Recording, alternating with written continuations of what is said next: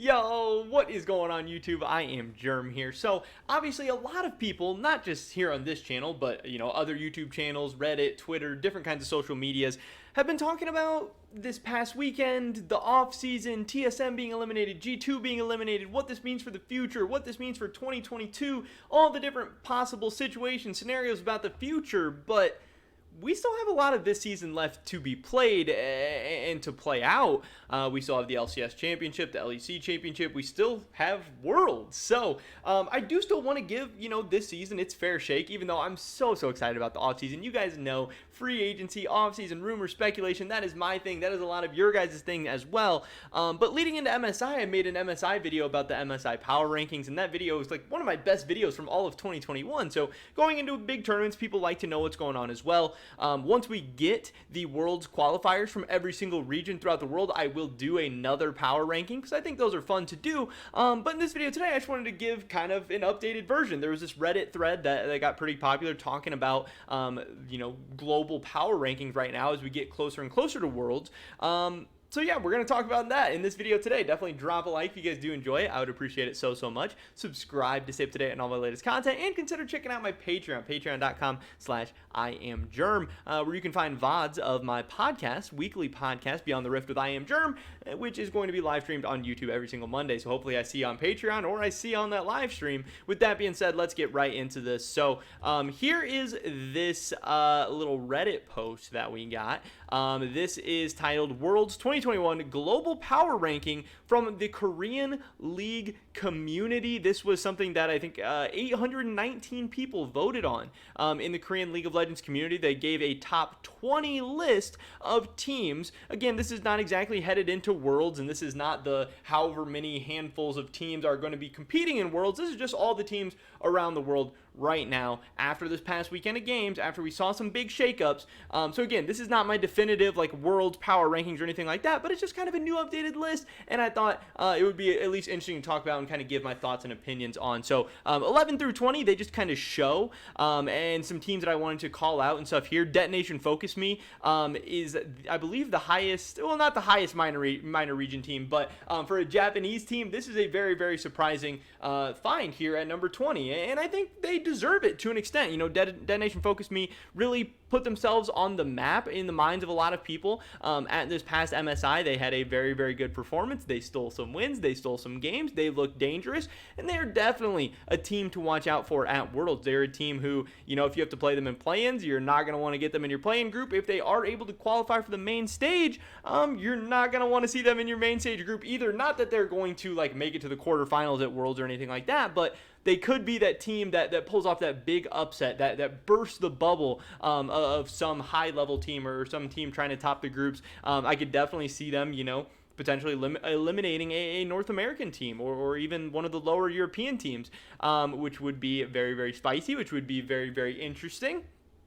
Going up the list a little bit, obviously, we have a couple of Eastern teams here with Rare Atom, we have Sandbox, we have Hanwha Life, and then we have the North American teams right above them. They actually have Cloud9 as the best North American team, and a couple of things I disagree with here. I think Team Liquid is the best North American team. Team Liquid just beat Cloud9 in the first round of the playoffs. Obviously, Cloud9's coming off a series win against TSM, where I think TSM had chances to win the series. I think, obviously, Cloud9 ended up winning, but it's not like they looked dominant. It's not like they looked amazing, so I'm not necessarily, understanding why Cloud9 has to be above Team Liquid, but, I'm sure Perks obviously brings a lot of popularity. This was a fan vote at the end of the day. I definitely think Team Liquid is better than Cloud9, and I honestly think Team Liquid is significantly better than Cloud9, but I think both of those teams are significantly better than 100 Thieves. I don't know if I would be putting 100 Thieves ahead of a Hanwha Life,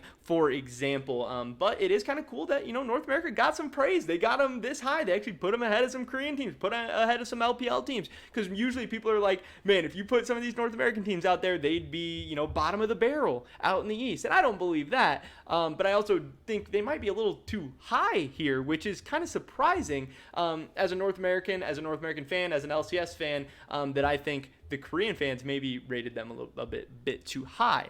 Then we have Red Force, we have LNG, and then Fnatic at number 11. This is another kind of surprising one to me. Yes, they did eliminate G2, but I don't know how high of expectations I have for Fnatic internationally.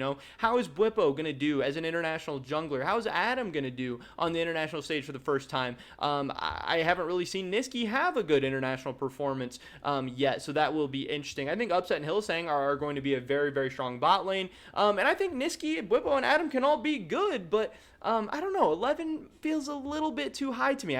I feel like Team Liquid, to me, is better than Fnatic, and they're very, very, highly separated on this list. Obviously, them taking down G2 was a very, very big win. It's put them, on the map, and it's fresh in a lot of people's minds, but, it's kind of interesting. But now, getting into the top 10 that they have here, at number 10, they have PSG Talon, which I think is absolutely deserved. Again, maybe they're even a little low. Maybe I'd put them a little bit higher. This team was very, very scary at MSI. They obviously outperformed the number 1 seed in the LCS. And the big thing here is that they were playing with Doggo, who was a last-minute substitute. Now, we assume they're going to have Unified as their AD carry at Worlds. And from everything we can hear, Unified is an improvement over Doggo. This team is going to be scarier. This team is going to be better than they were at MSI. So definitely PSG Talon is going to be a team to watch out for. I could see them being the 10th best team. I could see them being better. I can't really see them being lower than the 10th best team at this next World Championships. And any group, a group that's going to have an LPL team, an LCK team, a North American or a European team, and PSG Talon, that is going to be the group of death. That is going to be a nasty, nasty group, and it's going to be tough. It's just going to be an absolute banger. At number 9, they have Team WE here, 10-6 in the regular season, but then 12-4 in the playoffs. Obviously, 3-0 against OMG, 3-0 against BLG, 3-2 against Rare Atom, and 3-2 against EDG. They are obviously trending at the right time. They are looking pretty good. They are doing good, and they have them all the way up at number 9. Up 14 spots, which is a very, very huge jump. Obviously after, a solid regular season record, but nothing too crazy. Here it says that WE is continuing the miracle run. They raised by 14 steps compared to last time. Despite being a low-profile team, they succeed in making the top 10.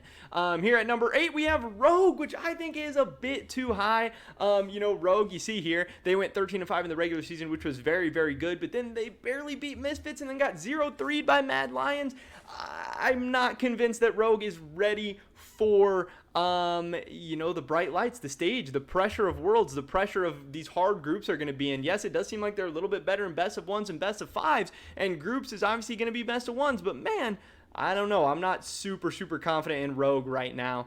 We have Gen G at number 7, obviously coming off a 3-1 loss to T1, but still got them up there. They've still been a good team throughout the season. Number 6, we have EDG. Obviously, they've been a good team the whole year, too. They've been on a lot of people's radar. Viper is a guy that a lot of people are going to be watching because he's very good, and there's some rumors of him maybe, being on the move from EDG in the offseason, so I'm looking out for that. At number 5, we actually have a tie between RNG and Mad Lions, and this is something very, very interesting that I did want to talk a little bit about because this opinion is popping up more and more recently that Mad Lions might be looking like one of the best teams in the world. Obviously, they looked very, very good at MSI. They impressed a lot of people. They lost to Damwon Kia 3-2 in the semifinals. They were so, so close.